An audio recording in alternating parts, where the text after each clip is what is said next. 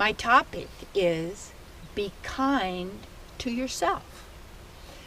When people say, well, I'm kind to myself, but if we're not kind to others, it's because we're not being kind to ourselves. Not that others are yourself. I don't do that.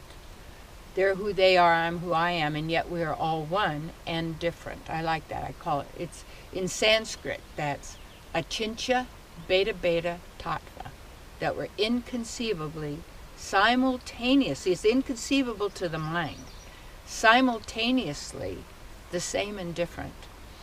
And you'll get some people say, we're all different, and the others say, well, no, we're all one. Like no, bring them together, and then go above it, say beyond it. Because it's all, again, just defining. But be kind to yourself. And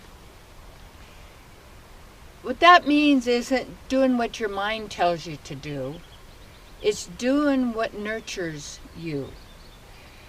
And we've all made what we call mistakes, errors. And that's usually been because we haven't honored ourselves and done what felt right within us, because it's time, place, and circumstance. You don't just make rules for yourself that this is always the way I'm going to be and I'm always going to do. No, because again, you're defining, and it's like, when people graduate from college, they put this box, this thing on their head, which means they're in a box, because it seems like the more information we have about the outer world, and there's always more, the less we have about ourselves. And they're also throwing the baby out with the bathwater by making religion so bad, you see, that everybody will turn away from it, but then the religion is the government. The religion is the celebrities. The religion is the ball game. The religion is everything outside the self. What are we looking for? Looking for love in all the wrong places. I know, because that's true. And it's from within us. We are love. And you can't get love. See? And when we look at the mistakes, the self-hatred, you have, through every physical incarnation, body that you have ever had in any species of forms, you have the same subtle mind, the mind, intelligence, and false ego, identifying yourself as that physical body. Just like a dog's going to be a dog because he's got the physical body, but what I like in the Vedic teaching, also Native American teaching and many other teachings, is that what feels right for me is because I notice the personalness of my kitty cat.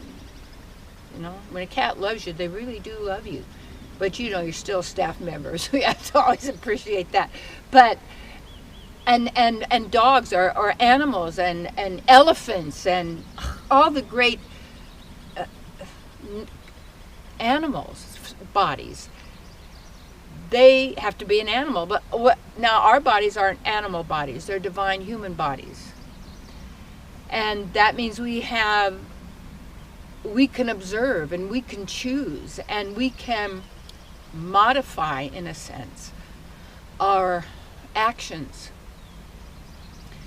and not be confined to our genetics, or not be confined of the body, or not be confined to our family dynamic, or not be confined to our education, or not be confined to our religion, because we want to take the good and dump the rest. But don't throw everything away because we've been told, oh, they're bad and all of this. No, you have to have discernment. You know what feels right and what doesn't. And when I was in seminary, it was always about, we need some good men out there. Well, I knew I had a female body, and I knew my source knew I had a female body. And what did that have to do with anything that I did in my life, other than I'm a mother, and I'm a nurturer, and a natural family creator, in a sense, and what is a spiritual center, but it's a family, in a sense. It's a cooperative. It's people of like minds being together sharing ideas and that sort of thing. But don't be limited by that. Don't be in that box and just move into another box, into another box. Be beyond the boxes. And the only one that can do that is you. And this self-hatred of coming from the mistakes that we've made through all of those different incarnations and all of the things, because I did a lot of past life work, whether that was my imagination or it was programmed in there or it was my own realization, it was real. So there was something, they were very real there in the sense of what I felt, but also decisions that I had made.